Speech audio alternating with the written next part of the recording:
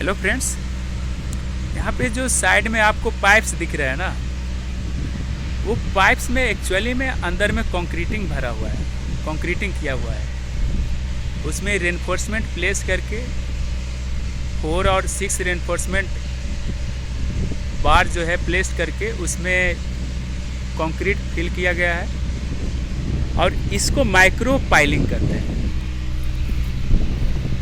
Micro piling इसलिए कहते हैं क्योंकि इसका जो शेप है वो एक्चुअली में एक पाइल है, पाइल टाइप का शेप है, सर्कुलर शेप। और इसका जो बेसिक फंक्शन होता है, मेन काम जो होता है माइक्रो पाइलिंग का, सॉइल को रिटेन करने के लिए। सॉइल या फिर अर्थन मास है या फिर रॉक है, बोल्डर से, उसको रिटेन करेगा।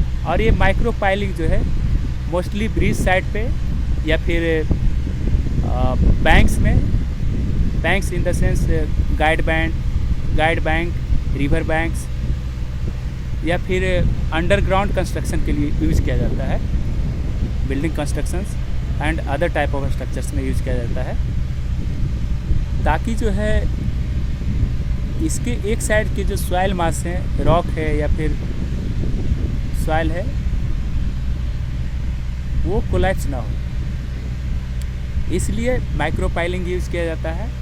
और इसकी डेप्थ जो है डिपेंड करता है कि कितना सॉइल प्रेशर उस पर एक्ट कर सकता है साइड में, उसके बेसिस पे डिटरमाइन किया जाता है। और ये ऑलमोस्ट 10 to 15 मीटर्स या फिर 20 मीटर्स हो सकता है, इवन अंडर 10 मीटर्स भी हो सकता है।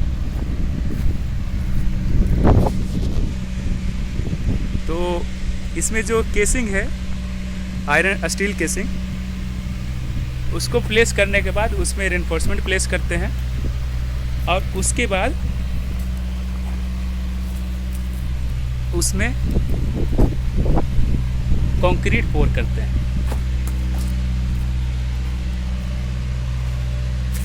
तो आप देख सकते हैं कि ये जो पाइल्स हैं उसके स्पेसिंग काफ़ी नज़दीक है, लाइक 500-400 mm। तो आप देखें कि यहाँ पे ये जो माइक्रो पाइल है, ये बहुत, जो उसके पीछे रॉक फिल है उसको रिटेन किए हुए है। उसको यहाँ पे ब्रिज के अप्रोच में इसलिए बनाया गया था ताकि आप जो ये गर्डर है ना, इस गर्डर का फैब्रिकेशन वर्कशॉप में होने के बाद इसको यहाँ पे लॉन्चिंग किया गया था 2017 में यहाँ पे, चूँकि उस टाइम पे बहुत हैवी रेनफॉल हुआ था और इसके जो अप्रोच थे इस ब्रिज के, वो यहाँ पे बहुत डैमेज हो गए थे और ये जो लाइन थी वो पूरी तरह से बंद हो गई थी। यहाँ पे 2 स्पैन का लॉन्चिंग किया गया था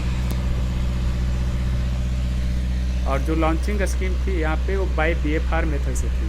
BFR पे गर्डर्स को लाए गए थे और उसके थ्रू यहाँ पे प्लेस किए गए थे।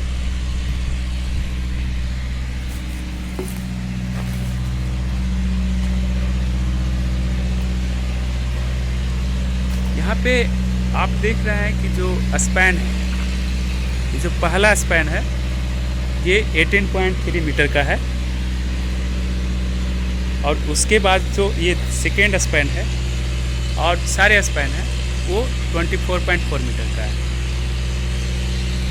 आप इसके अंदर में देखें, ये जो 2 गर्डर्स हैं उसको एंड प्लेट, जिसको डायफ्राम बोलते हैं, उसके थ्रू कनेक्ट किया गया है और वो रिवेटेड प्लेट गर्डर में क्रॉस फ्रेम होती है। तो ये अलग अलग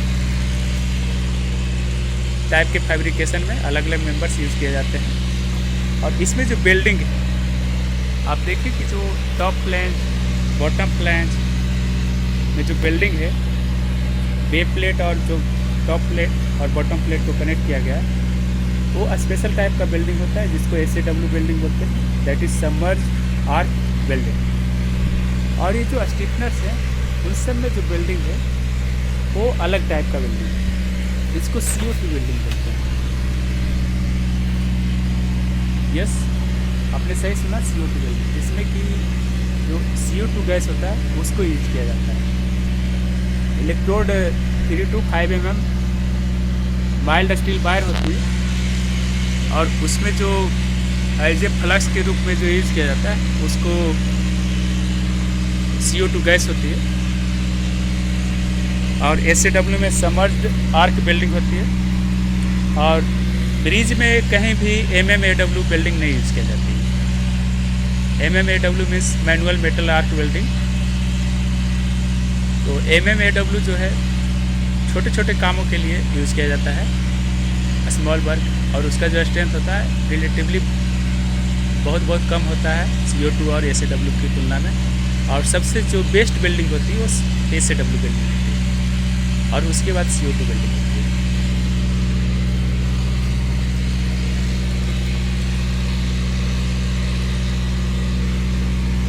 तो ये वेल्डेड प्लेट गड्ढे में आप एक चीज़ ऑब्जर्व करेंगे, यहाँ पे जो स्टिफनर है ना इसके बाहर साइड में, वो आप देखेंगे टॉप में जस्ट टच कर रहा है और बॉटम में इस पर कनेक्शन नहीं है।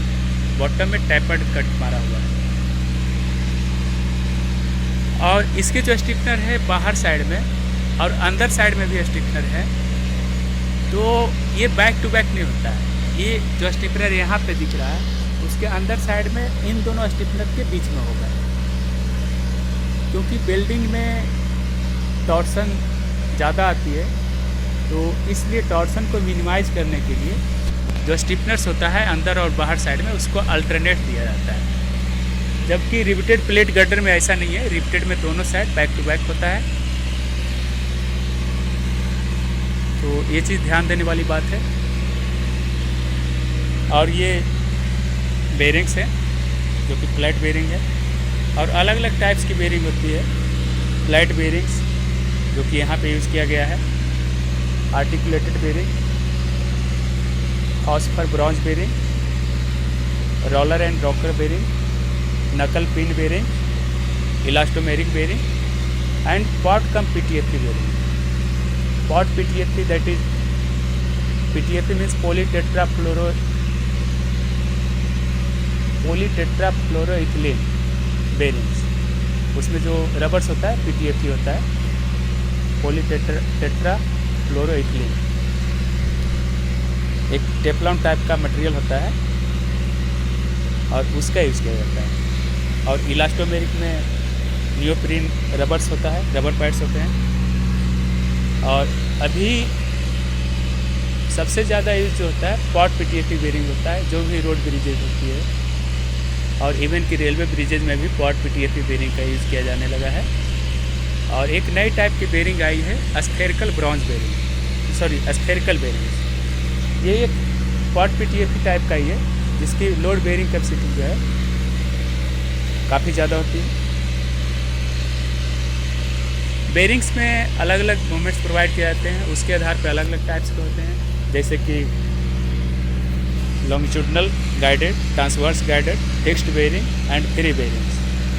तो जो भी यहाँ पे फ्लैट बेरिंग है वो लॉन्गिट्यूडनल गाइडेड होता है, उसमें जो मूवमेंट होगा सिर्फ लॉन्गिट्यूडनल डायरेक्शन में होगा।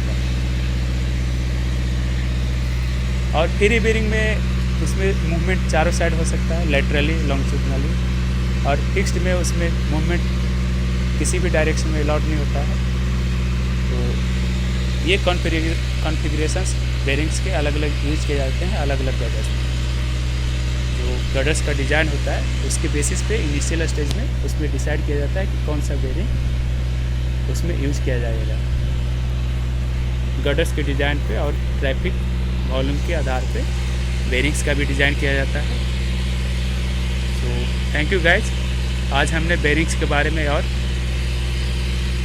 गडर्स के डिटेल्स के बारे में थोड़ा जानकारी प्राप्त की। सो आप लोग को